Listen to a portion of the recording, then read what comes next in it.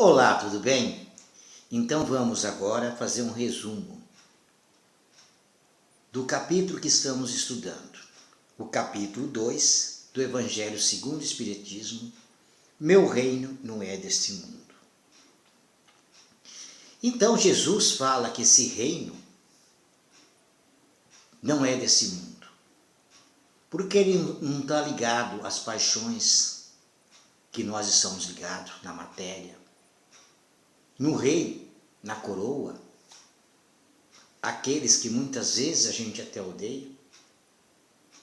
Jesus, o reino dele é o reino moral, que está na parte espiritual.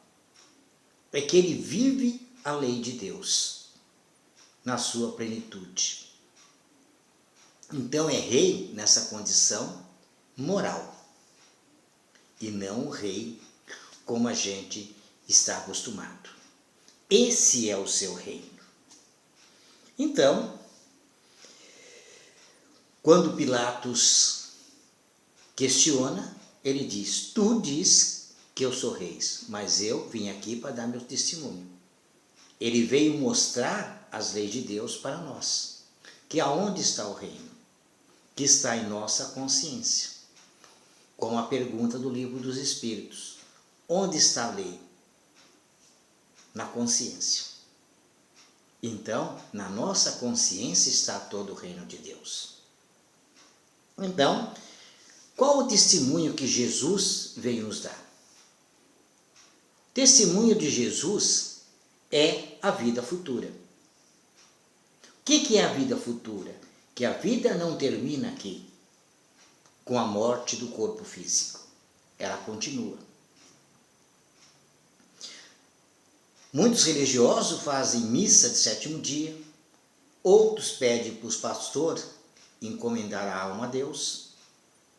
E Jesus morreu na cruz e depois ressuscita, para mostrar que a vida continua. Ele dá o seu testemunho. Então, o ressuscitar que a Bíblia pega não é exatamente o ressuscitar, voltar no mesmo corpo.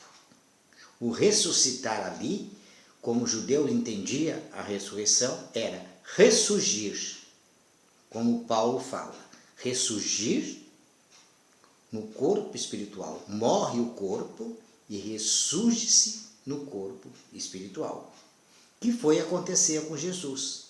Depois ele andou visitando os apóstolos no corpo perispiritual e não no corpo físico, conforme a igreja coloca. Então, não existe ressurreição. E o Kardec colocou de uma maneira muito mais inteligente e muito mais fácil de entender. Reencarnação, voltar ao corpo carnal. Então, Kardec se colocou dessa forma. Então, a palavra reencarnação, ela passa a existir a partir de 18 de abril de 58. 858, 18 de abril, nasce a palavra reencarnação, criada por Kardec para definir uma nova situação. Então, vem a vida futura. Então, vida futura mostra que ela existe, ela continua. Não termina tudo aqui, como a gente sempre ouviu dizer. Então, no item 2, fala-se da vida futura. A vida que continua, então, ela tem esses dogmas da igreja que foi colocando dessa forma. Que nós vamos, tanto que existe que vamos para o inferno, se formos ruinzinho, e vamos para o céu, se a gente for bonzinho, não é isso? Então existe alguma coisa. Não deixa de existir nada. Isso é a vida futura. Que todas as religiões aceitam, exceto os materialistas. Mas Por isso, as missas de sétimo dia, a encomenda de almas, tudo mais, porque se acredita nisso. Sempre se aceitou. Mas agora, e esses espíritos, o que eles fazem lá no plano espiritual? Já que ele continua vivo. Então é aí que nós vamos ver. E como que os judeus entendiam aquelas pessoas, os anjos? Eles entendiam os anjos como uma pessoa privilegiada. Que Deus criou aquele ser privilegiado, assim como Jesus, filho de Espírito Santo. Que na realidade não é o filho do Espírito Santo. Jesus é filho de José e Maria. No Evangelho de Mateus tem toda a árvore cronológica de Jesus, mostrando toda a sua parentela. Então nós podemos ver no Evangelho de Mateus que ele é filho de José e Maria, e não do Espírito Santo. Ele nasceu, veio ao mundo como qualquer um de nós. É isso que aconteceu. É o que nós precisamos ter a consciência. E os anjos privilegiados, como eles achavam? No livro dos Espíritos, todos nós fomos criados simples e ignorantes. Então Jesus passou por esse processo também, assim como os anjos, de reencarnação, e foi evoluindo. Então não existe ser privilegiado. Se existisse um ser privilegiado, como seria a justiça de Deus? Então, nós estamos aqui nesse perrengue, nesse mundo, e os anjos nada sofreram. Que o que é pior, vem aqui e nos dá lição de moral, sem experiência nenhuma, né? O que é mais triste ainda. O que se torna a coisa mais irracional ainda. Assim Jesus, como que ele veio dar um ensinamento se ele não tem experiência nenhuma? Segundo o que diz as religiões. Também fica uma coisa estranha. A justiça de Deus, esses anjos, Jesus, um privilegiado, e nós aqui no perrengue. Seria muito fácil, né? Você está no bem bom e vir aqui dar lição de moral àqueles que estão sofrendo esse perrengue aqui como nós. Não. Então é ilógico, isso é irracional. Por isso, os anjos da terra são aquele que vem mostrar a doutrina espírita. São aquele que vem dar o seu testemunho que existe vida após a morte e eles continuam vivos. Que eles um dia foram igual a nós, passando por tudo que nós estamos passando. Vivenciou tudo isso. Então, não tem essa história de que que eles são privilegiados. São igual a nós. Outra coisa, depois no outro item, continuando o item 3, fala do Espiritismo, que vem completar esses ensinamentos. O que Jesus não poderia falar abertamente, falava só entre os apóstolos, um grupo bem reduzido, onde ele falava até que você renascia da vida dos espíritos, falavam tudo. Agora, o contato com os espíritos sempre existiram. Na Casa do Caminho eram os pitons, as pitonísias, que eram médiuns.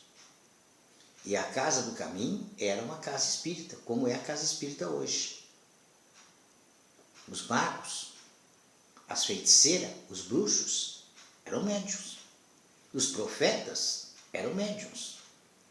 Só que hoje se entende profeta como adivinhar o futuro. E naquela época, profeta era uma pessoa que orientava a outra.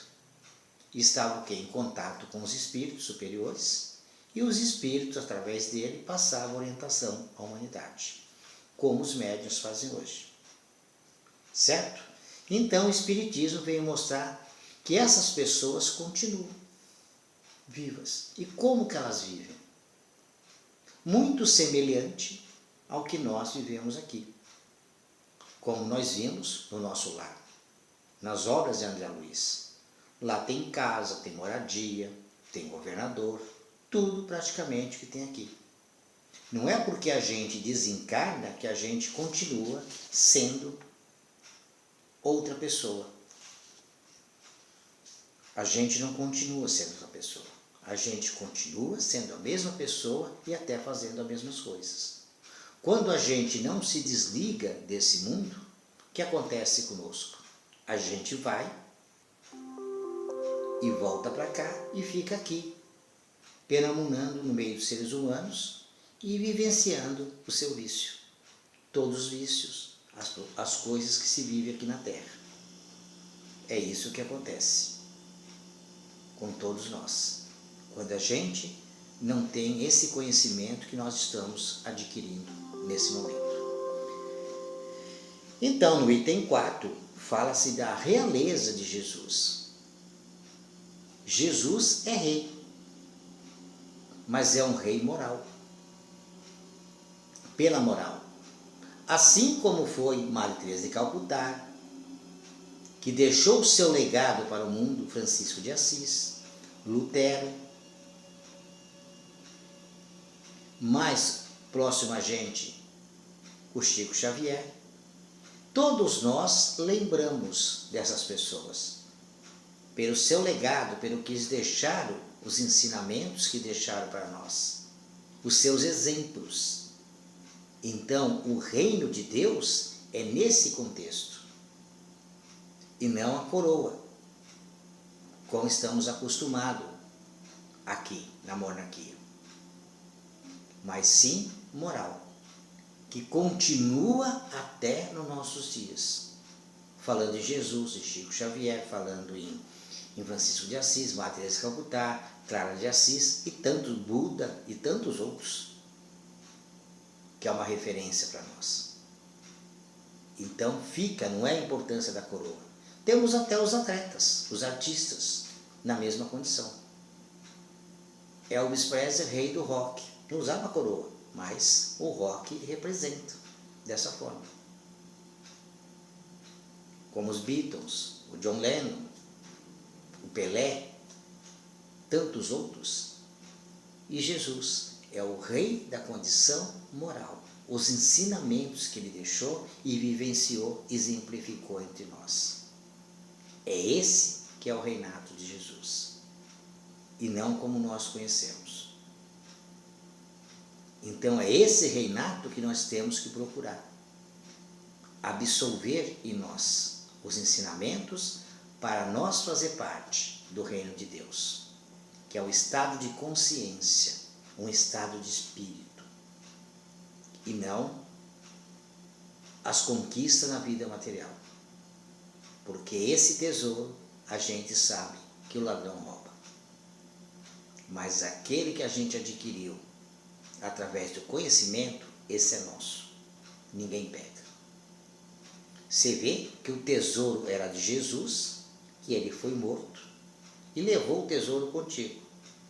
Nenhum daqueles líderes religiosos ou políticos conseguiu tomar o tesouro dele. Tanto que nós estamos até hoje se beneficiando desse tesouro. E ninguém consegue também nos tomar.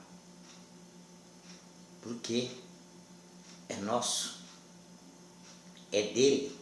Então está com ele esse tesouro, que é o reino que ele vive.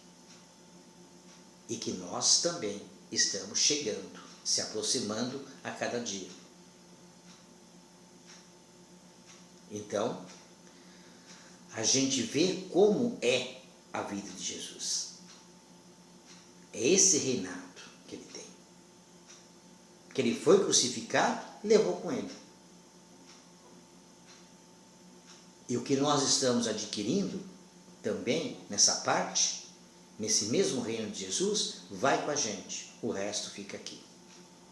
Por isso que as conquistas do mundo, ela é insaciável.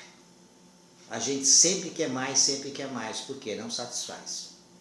Porque ela dá prazer e não felicidade. O que vai nos dar felicidade? É essas conquistas que Jesus ensinou, do qual ele tem um tesouro, que é dele. Ninguém tira. Ele pode estar dividindo com a gente nesse momento. Então, vamos ficando por aqui, que na próxima semana a gente parte do item 5, ponto de vista. Ponto de vista é um pouco longo e depois vem a instrução dos espíritos e a gente finaliza esse capítulo. Então, um forte abraço a todos e que Deus abençoe hoje e sempre.